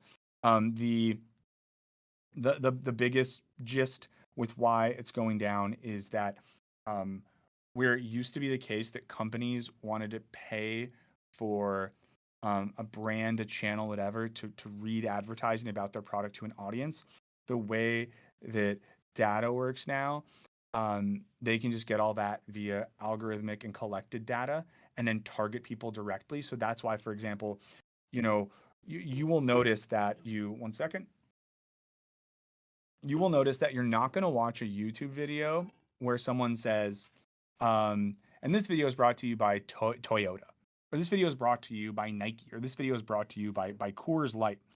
But what you will see is that on the ads that YouTube themselves plugs into the video when you have to do an ad break, then you might get a Toyota ad or a Coca-Cola ad. Or when you go on Instagram, you might get an ad for those things. You won't on Twitter, because on Twitter you'll just get an ad for like OnlyFans or Liver King, because those are the only two things I ever see on there. Um, but uh, but yeah, so companies would rather pay money to directly target a user via digital media, streaming services, whatever, than pay someone like me to talk about their thing. So that's why advertising money is down. And also, all this fluctuates on the basis of like consumer spending and things like that as well. So there you go. Very fun. Um, let's see. So yeah, only a little bit left in this article. Maybe skim some of it. These experiments might be turning lemons into lemonade, but will they generate enough money to justify all the elbow grease? Scott Reinerty, a professor of journalism at the University of Kansas, shout to the Midwest, says he has trouble believing co-op subscriber models will vault revenues to the levels necessary to support journalists. Publishers have relied on the advertising model since the days of Benjamin Franklin, who invited Benjamin Franklin, in case you don't know, invented electricity and syphilis, who even wrote some of the ad copy featured in his publications. Autonomy is a huge part of job satisfaction, but autonomy when you don't have a financial model in place is concerning. Yeah, like I kind of, you know, agree with this. We'll talk about it. There's a quote here. It says one of Flaming Hydra's co-owners and contributors, Harry Siegel, concedes that the money from Flaming Hydra is nothing to write home about. He's a lifelong New York City journalist. Da da da da da. So I think. Oh yeah, that's the end of the article. The last quote is, "It's a ray of sunshine on a cloudy day. In the long run, we're all dead." Oh yeah. Let's read this again. So he says, "It's a ray of sunshine on a cloudy day. In the long run, we're all dead. But in the short term, we can go out swinging and do some really good work." Wow, that last quote. Who doesn't feel like that? Who can relate to feeling that like we're all dead, but we might as well go out swinging type thing. But yeah, I mean, like, um, I think A. Malloy said Liver King. If you guys don't know what the Liver King is, please don't learn. Please, please, please don't. I did like how on the Mr. Beast video there was a ton of people who were saying that they'd never heard of Mr. Beast, and I was like, that's how you know your algorithm is good. But yeah, so the end point of this article again is like, I think our gist here is that journalism and the media industry are screwed for a variety of reasons, largely to do with private finance. People are trying to fight that by starting their own media collectives. However, at the end of the day, it's uncertain if that model will work. And like, yeah, because we still live in a profit-based society. We still live in a society where we need like, jobs for health insurance for my friends in Europe, Canada, Australia, basically every place other than America. Something you always got to remember is that in the States, you either have health insurance through your work, which you still have to pay for. It's so fucked up, guys. I'm going to do a little rant here. Guys, I pay like $400 out of every paycheck for my health insurance. And I still have to pay so much every time I go to the doctor or do anything. It's like, what are we doing? What are we even doing? But if you live in another country, you might know that, like, even if you lose your job, you can still go to the doctor, which is important for a lot of people. But yeah, I thought that was an interesting take, and I do think like, we're going to see more and more people doing these co-op models. I guess the one thing I think, Henry, with all this is like, is the problem that it's all dependent on individuals paying for things, and that there is a finite amount of how much money we all have to pay for stuff, and that a lot of these things are probably overlapping with similar niches anyways. Yeah, I And think there's this issue of prior models having inflated cost or just having more money thrown at them to structurally stabilize like what they are. And like I don't. It seems like the internet's a bit narrower now in terms of like if you're starting a new endeavor, like the channels you have to throw it at, as far as like what's established social media doesn't feel like. I don't know, it doesn't feel as fresh and vibrant as say starting up a blog in the mid aughts where you still had like fresh ground, where you still had ground to cover in terms of like new paradigms and new ways to make things. Like the internet's been made, so I mean, we could approach it differently, but if we're not paying to like upkeep the infrastructure that maintains it all, I don't know how long we can sustain swinging on it. Yeah, dog formerly known as the cat drops in to say the way it works, and I think it's talking about the question we had before about employees getting loans to purchase their company. Oh Like yes, private thank you. equity is socialist, so the employees collectively take out a loan to purchase the company and then use revenue from the company to pay off the loan. Oh, that's really interesting. Okay, that makes sense. That makes sense. Um, that's very cool. Yeah, that's interesting. Oh, okay. Um, yeah, and people are talking about health insurance. That's a thing. Health insurance is still a thing that exists that happens. I'll give a teaser for the patrons who sign up for who get philosophy office hours. The episode, which is now at sea, 73% uploaded. One of the things I talked about, I'll share it with you all as well here as a little bit of a tease. And I feel like this relates to some of what we're talking about today. I think the two themes that I'm noticing and how I'm thinking so far in 2024, one is thinking about individuals and isolated incidents and isolated social, political, cultural activities in light of structural conditions. And by that, I mean Yeah. just really trying to focus on whether it's like, oh, this magazine I like failed. Let's not think about the failure of the magazine on its own. We need to take into like the ecosystem that existed in you know, when like a movie comes out that's really bad, like Madam Web. Let's think about like the structural conditions in the entertainment industry that led to something like that being produced and its failure. And another way, and I talk about this on the Philosophy Office Hours episode that's coming out later today. Um, even like environmental stuff. How much time do we spend hearing about the individual ethical actions that we may or may not need to do, um, to save the planet while structural conditions are rendering all that moot? So that's one big thing I'm thinking about this year, and I think it's affecting, and infecting some of the content we're making. The other thing I've been thinking about a lot is we're gonna get a little psychoanalytic here. Some of y'all might know Lacan. You might know Lacan via Zizek or other folks, but also getting at the idea that there's like the real and there's reality. Reality being a sort of produced system that covers over like the dark secret or the dark truth that we can't handle. And I feel like both of those things are are at the top of my mind a lot this year with a lot of the things that are happening. So Yeah. we can talk about it more later. That'll be on the new episode of Philosophy Office Hours. If you are I think it's like a Wisecrack University level patron, you'll get a message that video will be uploaded later today. Thank you so much for your patience. Um, oh yeah, Dr. Clownicus brings up a good point. I'm pretty sure Madam Web was because it went too woke and therefore went broke. That's true. Um, that's very true. Okay, so let's see. Station identification. This is Wisecrack Live. I'm Michael Burns, the producer. Henry, thanks for being here. If you're just tuning in or if you tuned in recently, please like the stream. It helps us a lot. If you want to share it, that's also cool too. If you know people who might like it. And as always, check out our Patreon. Um, and if you want a good non alcoholic beer with some hemp extract in it, let me know and I can hit you up with a code to get that. I've been really enjoying it. So let's see. I mean, something that was interesting, and I'm gonna find the tweet and I'll send it over to you, Henry, because I think it could be something interesting to talk about for a second. I'll forward this now. It's already in the chat, but I'll put it to the top. It's that JTB one. So I asked for recommendations on stuff we should talk about on Twitter, and I could look at some other ones too. But this is just a tangential thing that relates to this. So on Twitter, I said, coming up with topics to talk about on Wisecrack Live tomorrow. Any suggestions? And JTB Thought said the new left media ecosystem, YouTube, TikTok, Socialist, Means TV, Nebula, tens of millions of followers across platforms, a media powerhouse of collectivized.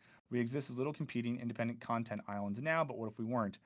I think that's very interesting. Like the idea that there are, and we could use like a dirty word like bread tube or something to describe I would say, and I kind of think we could say socialist, or we could even probably just say like digital media entities that are taking some sort of There's like a critical approach. Yeah, a critical approach is a good way to say it. I was gonna say I hesitate to call some of the stuff that usually gets lumped into BreadTube as like explicitly like directly political. A lot of it, for me at least, is like fandom stuff, or it talks Yeah. about like the intersection of like pop culture with politics more than like first primary focus politics. Yeah, I mean, a lot of it too, and this is why I mean, it's interesting, right? Because Wisecrack, we're in an interesting place, right? And I get why we're not considered in like the bread tube circle, because at this point, we are owned by another company, and that takes away some of our street edge. But when Wisecrack started a decade ago, that's kind of what Wisecrack has always done, like make content about culture and various things, but from a sort of like critical philosophical perspective. And I often think the politics end up being a secondary effect of using like critical theory and philosophy to think Yeah, about the world.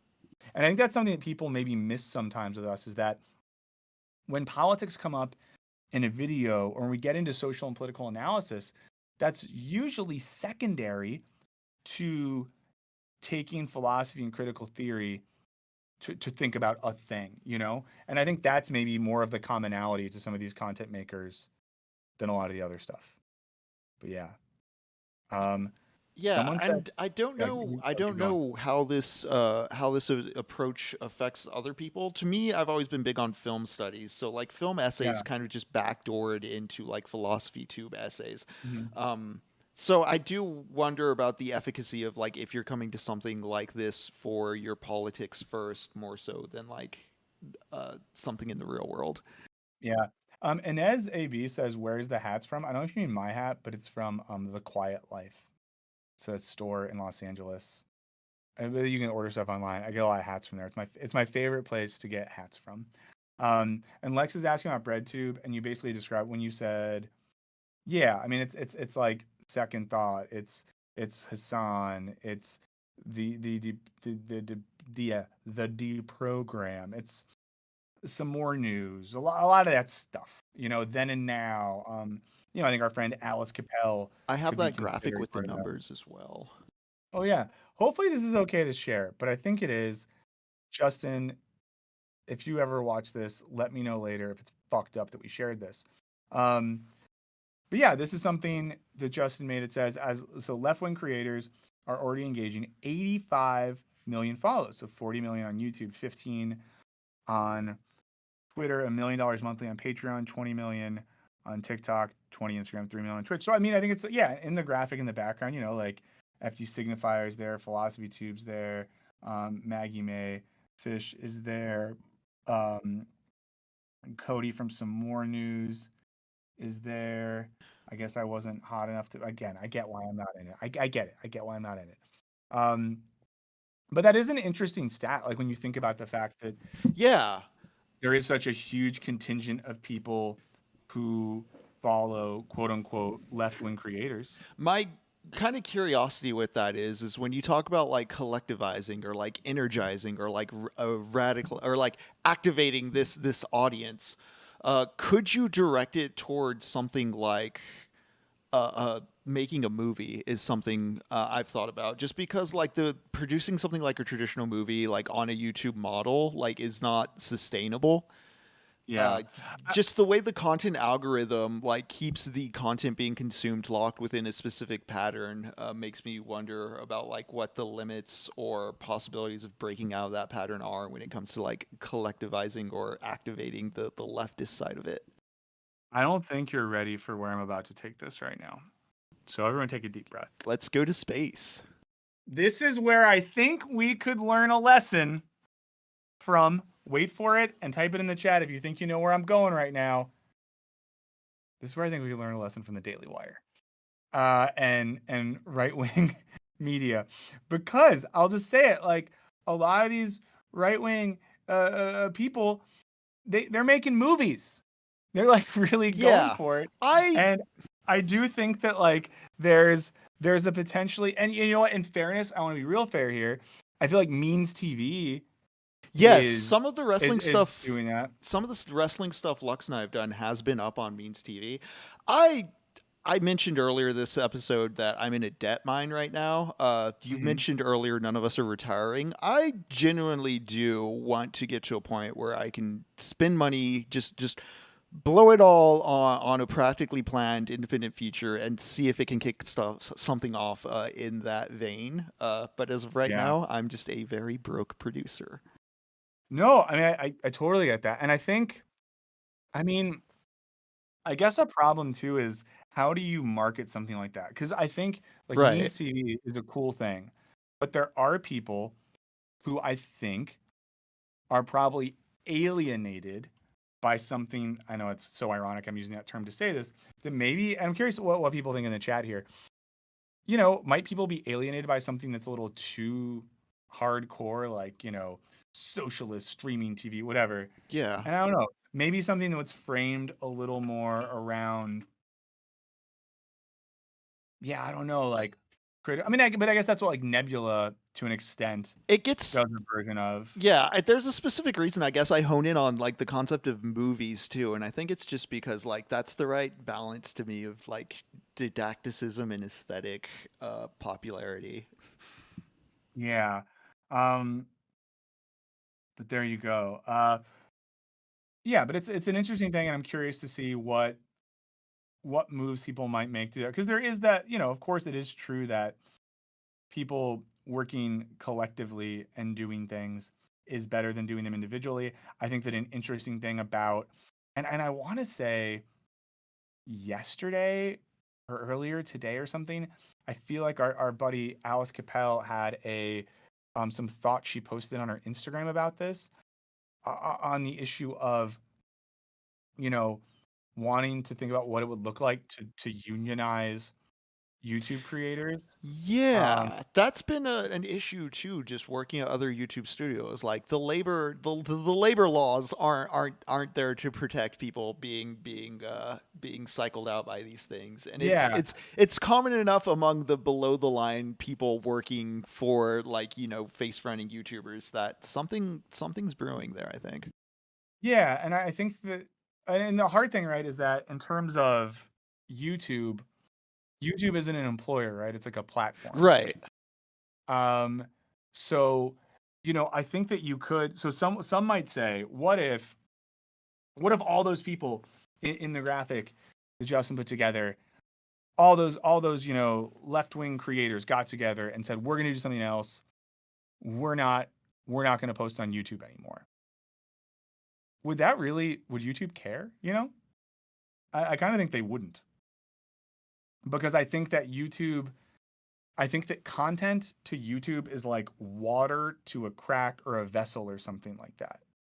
Like, They have name recognition. Like to YouTube, something is a verb. It's a noun. Like it is just structurally dominant enough to where like yeah, I yeah, do think they would be apathetic. yeah, because all it's going to take is one other person to do some sort of log format that goes off. Like, Also, so I think that's the issue. And then too, like YouTube, it's just hard to talk about monetarily, because no matter how many subs and views people get, you know, people come to YouTube to watch things that are free.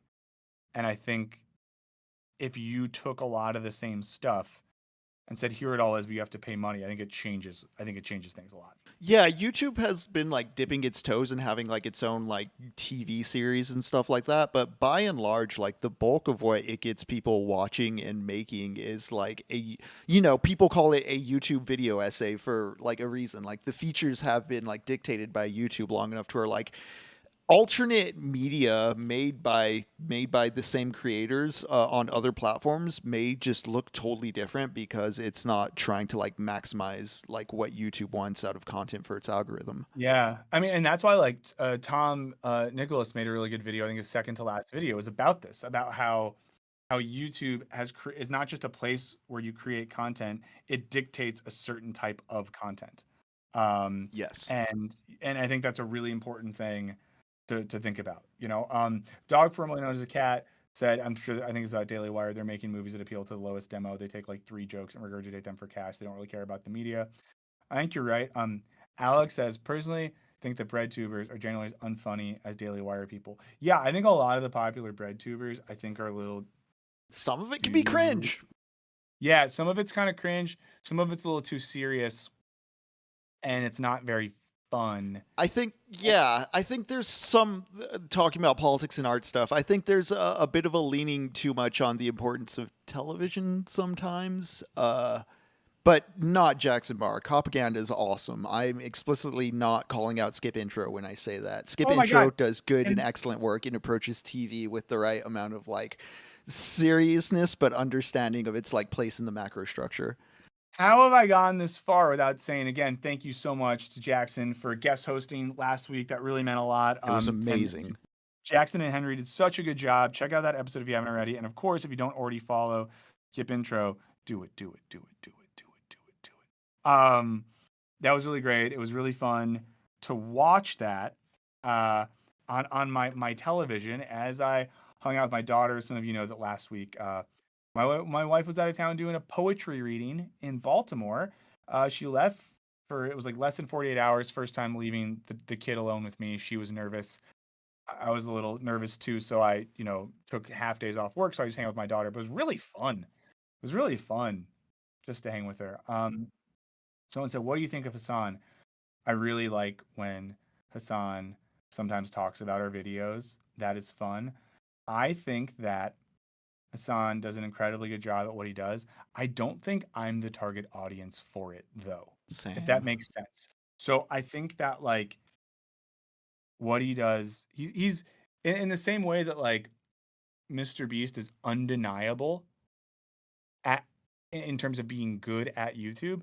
I think in terms of being good at streaming, Hassan is utterly undeniable. You cannot say that he is not incredibly good at that thing. But again, I don't necessarily think it's for me. I'm a little older, a little washed. Um, yeah, it's not for me, but I think he does a very good job at it. And I think as well that like, and I'm not even saying this politically, anyone who's creating content that is getting younger people to think more critically about the world around them, I think is good. I think it's good. Um, yeah, Extraneous says I can't do Piker. Literally watching a guy watch videos. I mean, here's the thing, right? And this is like a demographic difference. I think when we used to watch a lot more videos on here, and now we often will read stuff more than we watch videos. I think that maybe like says something about you know uh the difference in audience. Not that one's better than the other, but that maybe we're a little more washed in the types that want to do stuff like you know, read things than just watch a bunch of videos. I think it is a different format as far as like he streams for hours on end too. And Unreal. I can't I have other things I'm doing, like I can't even as background noise do that. I typically check out the compilations and super clips on YouTube because I like the guy, but like Yeah.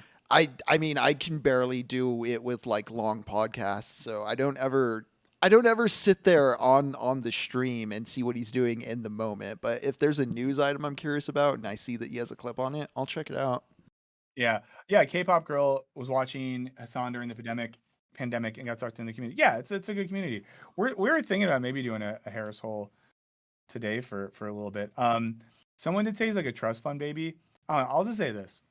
There's a lot of people that have money or family money that just I don't know, like don't work or do anything else and just fucking hang. Yeah, he could be using Um, that money for evil. yeah, so I'll say this. I know a couple people in my life that have some family money. Um, and some people I know that have family money just like fucking hang out. They don't do anything and they just kind of act like they work when they don't. I know other like I knew one person who had like significant family money. This is a different point in my life. This is when I lived in Baltimore. But what that person, what the family money did is like bought this cool house that they let different like artists and musicians and filmmakers rent rooms from for like almost nothing.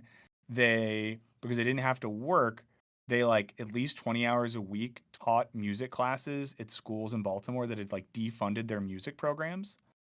Um I don't know, this is just someone who like when you saw this person, you never would have been like, "Oh, she has access to world historic wealth."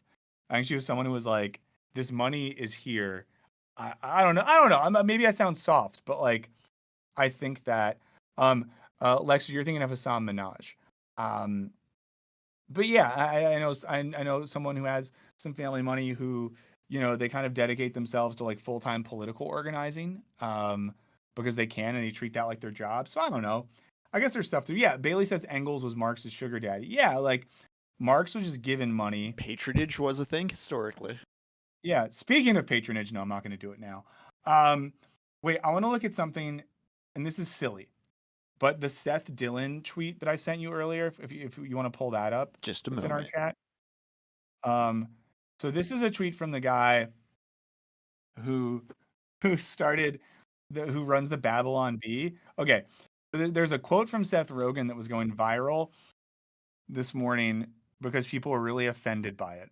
And I think the Seth Rogen quote is very funny because I don't know. I'll say this: I I like Seth Rogen. I think he seems like a nice guy. He's a funny guy,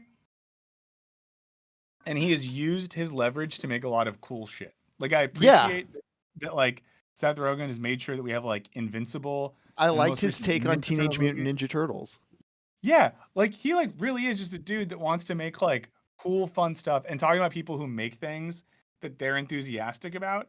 It's very clear. I know he spent like years getting Invincible made. Um, I don't Yeah, okay. So here's the quote from Seth Rogen is, and this is about him and his wife deciding not to have kids, which is a totally normal thing to do. I say this as a dad. Says we're fucking psyched all the time. We're laying in bed on a Saturday morning, smoking weed, watching movies naked. If we had kids, we gotta be fucking doing this. Cool. You know what I mean? That's great. If like Seth Rogen and his wife want to stay in and get high and watch movies, that's awesome. Why shouldn't they do that? And I love that Seth Dillon, Babylon Bee guy, professional comedy website owner, I wouldn't trade Saturday mornings with my kids for anything. Like, what are we doing? And there's so many people that got so, you know, annoyed and offended by this because there's this whole thing now that like reproducing is so important and not having a family is bad. Like, guys, who cares? But I don't know. For some reason, I find it really funny that someone who postures as like I don't know. I don't know if Seth Dillon considers himself a comedian, but yeah, I think he is because he like runs Babylon Bee and made a book called The Babylon Bee Guide to Gender. So this is someone who thinks of himself as like a comedian and a satirist that was like that offended um by Seth Rogen and his wife just wanting to like Is there anything you would trade a Saturday morning with your kids for? Like it's just a Saturday morning. It's just six tons. 6 to 8 hours of not being around your kids. You're just Oh my trading that god. for something. Is that sacred time or is there Uh something you if can bargain I out could there? if I could just pay for daycare, oh, she would be gone. She would be gone, guys. I would be stoned and watching stuff in bed. Um, but yeah, I just found that funny. I think it's funny to get that mad at Seth Rogen for doing anything. Oh, I forget. I'm not gonna go look it up now because I don't want to give them attention. But in terms of like the law of broken clocks, uh, there was something. The Babylon Bee did a funny post the other day. My new thing is I'm trying to be really honest when bad people do good things.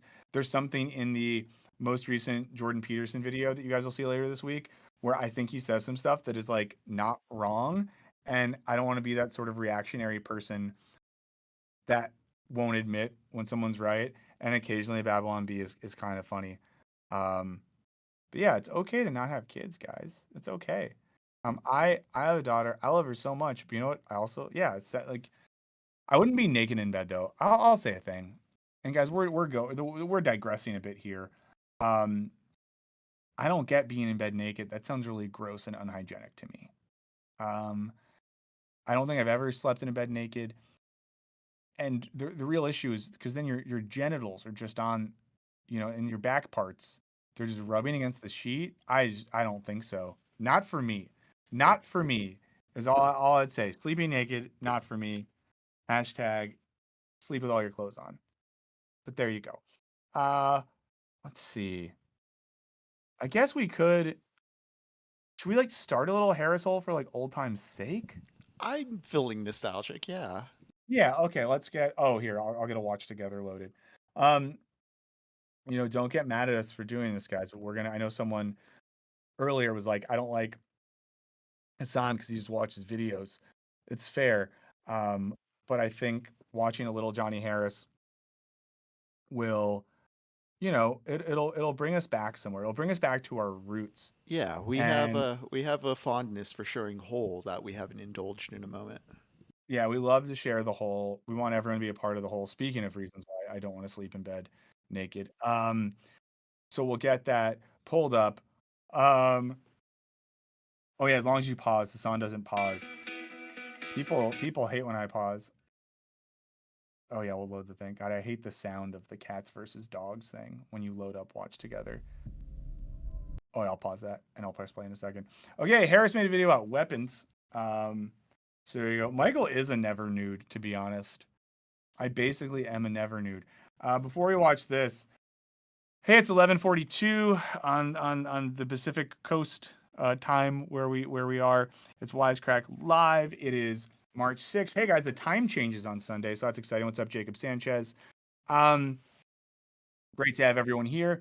Thanks to all our members. Thanks to all our patrons. Thanks for Lord of the Chat. Thanks to everyone who's gifting memberships, who's doing super chats. It means a lot to us. Again, if you want to support us, we have a new Patreon level that's just $1. And if you do it for a full year, it's $10.80. It really supports us. It helps us a lot. As a fun hint for you guys, today, after we're finished streaming, we're going to film a video today that's on gender. I'm sure the comments are going to be normal to that one. It's a video that's looking at why everyone is just freaked out so much about gender, including the Pope. So there you go. It's 1:42 in Birmingham, Alabama. It's important to do that. So let's watch a little Johnny Harris. We've been busy mapping where weapons flow in this world, especially those that originate in the United States. And this is part Someone should make a meme that's like, find you someone that loves you like Johnny Harris loves maps. 2 of a series on the arms trade. If you watched part 1, you'll already know that there's a long history of businessmen getting rich off of war. But I wanted to... Wait, guys, should we start a war? Should that be our co-op? We'll all get together and somehow start a war? And then share the war profits? Let's work on that. Hashtag let's start a war. See what the weapons trade looks like today, using data. So after months of working on this, we finally got a map that looks nice. It looks pretty. The thicker the lines, the more weapons flow. So in this video, I want to go deep into these lines to show you what they can teach us about how the United States projects its power, about what happens when you sprinkle weapons all around the globe. I've been looking at every one of these countries, and with the help of my new colleague Sam, I'm hoping to... Whoa, Sam, I have not watched a Harris video in a while. We have a new person in the Harris universe. Sam looks cool. Good hair. Bring you into a much deeper understanding of the American arms trade. I also want to let you in on some of the conversations I've been having with experts in this field, which for me was very helpful in decoding all of this. Hello, hello. I'm Jeff Abramson. I'm a senior fellow at the Center for International Policy, and I also lead something called the Forum on the Arms Trade, which is really where my passion is. I'm Bill Hartung. I'm currently a senior research fellow at the Quincy Institute for Responsible State. That guy looks like all of my aunt's husbands. The Institute for Responsible Statecraft. All of my aunts are married to men that look like that. Craft. I've been working on. I guess they're my uncles since the 90s. Why do we sell weapons to other countries in the first place? I mean, at the most basic level, it is to promote peace and security. When we talk about the currency of international relationships, sometimes weapons become that currency. And what we You guys seen Oppenheimer? Good movie. desperately need is alternate currencies. Well, there's the textbook reasons and real reasons. The Pentagon would tell you it promotes stability, it helps allies defend themselves. So there's this kind of strategic argument, but it's really about if you believe the U.S. should be able to go anywhere, fight any battle, beat any adversary. It's kind of premised in a fairly militarized view of foreign policy. The United States sold weapons to 103 countries, and that's major weapons. Generally, whenever the United States provides weapons to another country, they have to agree on how to use them, and they're not supposed to use them to violate human rights. But it's hard to see the leverage that the United States can use with that government. One last thing I want to do before we dive fully in is give you a theoretical point in IR, international relations. Understanding Anyone in IR major? Let us know in the chat. I'd be interested if we have any like politics and international relations. Meg, you're hanging out with us. Garrett says, "What have we been bumping?" That's fun. Yeah, share music that you've been watching. What are we you are guys? watching. Yeah, we're watching the recent Johnny Harris video on weapons and why they're good business. this will help us understand this map much better. It's this concept of balance of power. The big paradox in international relations is that countries will naturally get into conflict with each other unless they calculate that it is unwise to do so, that they actually don't have a chance of winning or gaining anything. So countries are always building up their weapons so that they have just enough so that their enemy will not attack them, but not too much to where they will provoke some kind of escalation and their enemy will start to get into a race to have more weapons. Every country is making this calculation all of the time, this balance of power. This makes me think of the episode of The Office where they play the game like Murder in Savannah, and I think the tag at the end of the episode is all of them pointing fake guns at each other in a sort of standoff, and I like that as a model of international relations. With their region. And weapons systems and capabilities tend to be the ingredients that are used for that calculation, for that balance of power. When the US government approves a bunch of weapons being sent to some country, in all of their press releases, they always say the same thing, which is that this sale will not alter the balance of power in the region. An imbalance of power is what leads to escalating conflict and instability. What an irony that the promotion of peace and security is sell killing machines to other countries.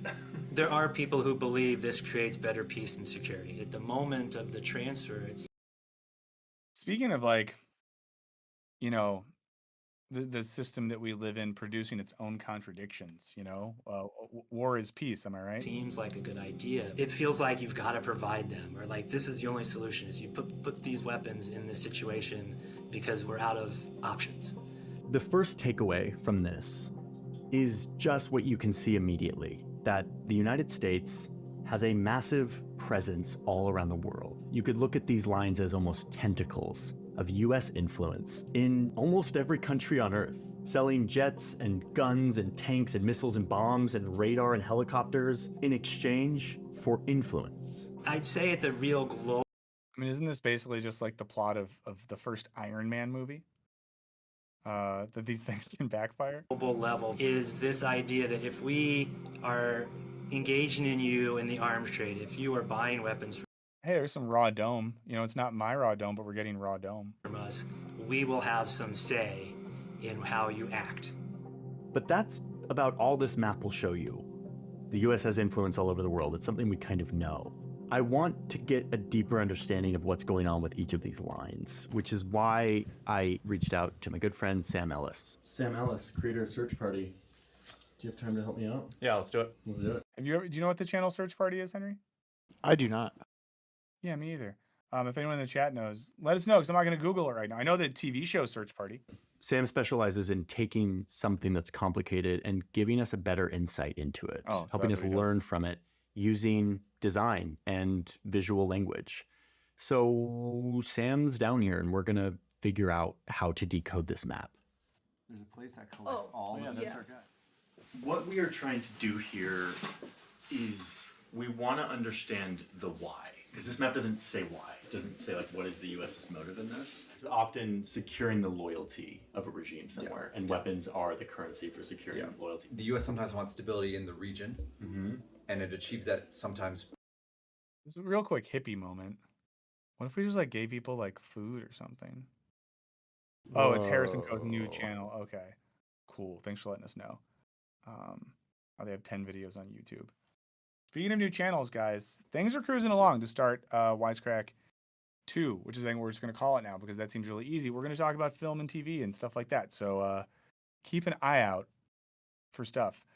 Also, looks like Show Me the Meaning is coming back with the original team. You heard it here first.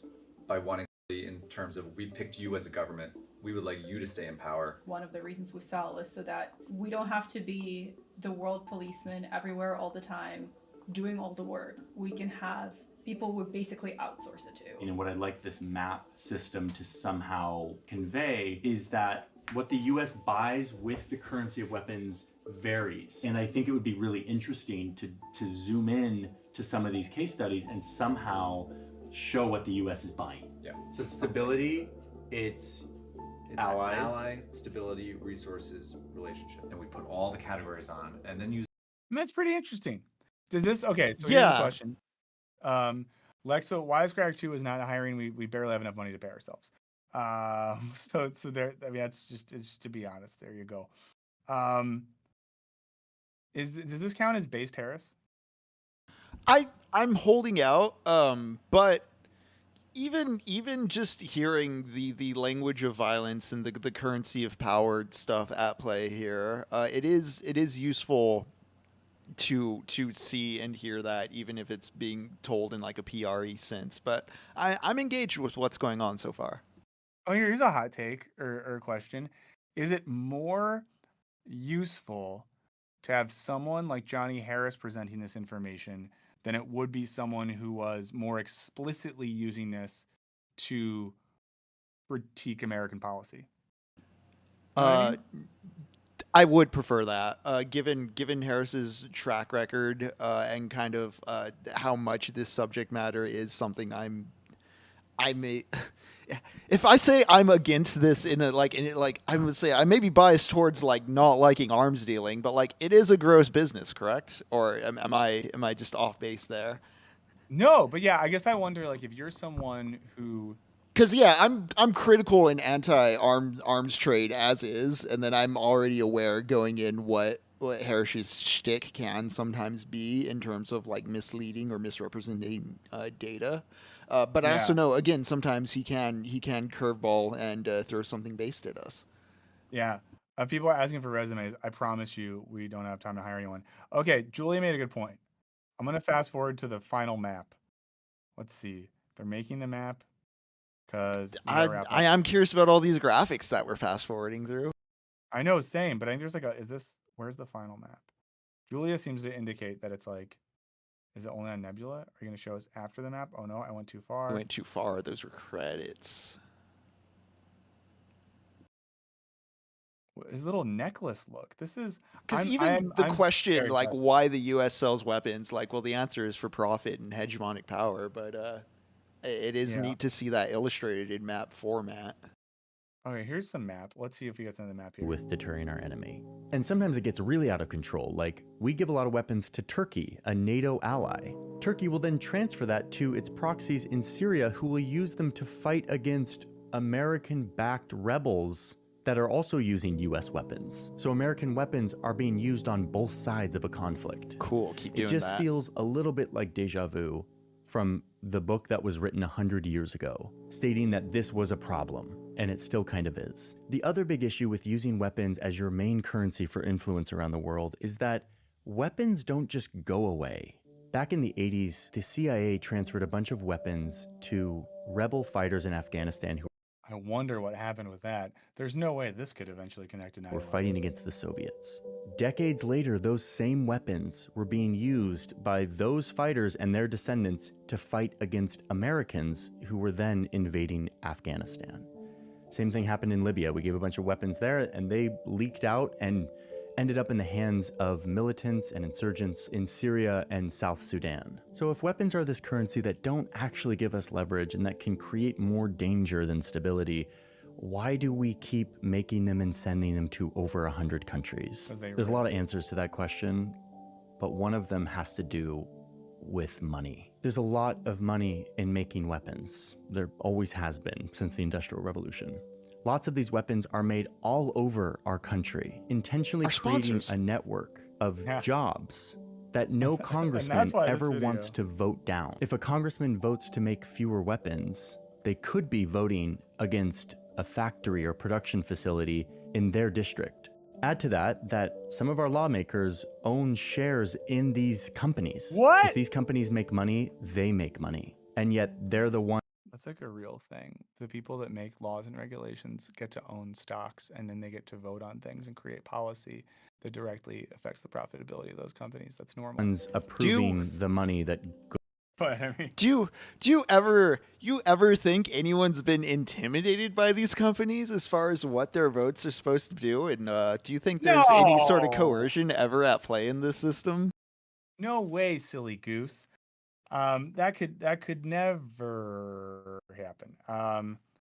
Yeah, this isn't the best, guys. It's not the best. Well, you can finish watching that video on your own time, everyone. But if you're gonna watch a video, go watch a Wisecrack video. Why not?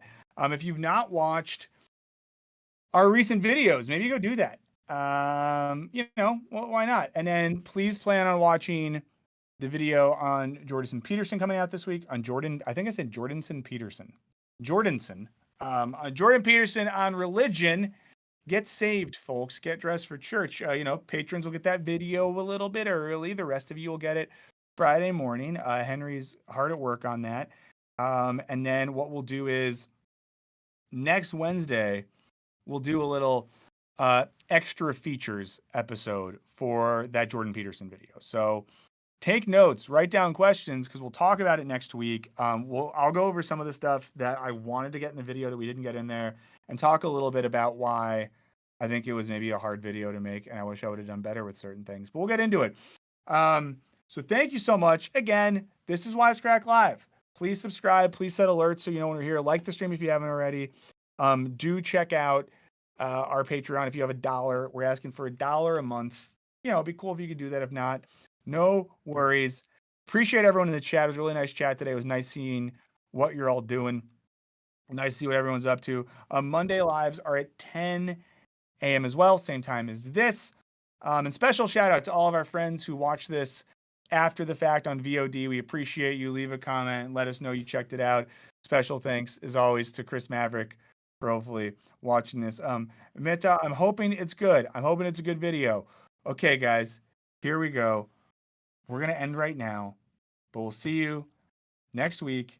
In the meantime, look out for the video on Friday, and don't sell weapons to other countries. This has been Wisecrack Live for Michael and Henry. We'll see you later. Have a good week, y'all.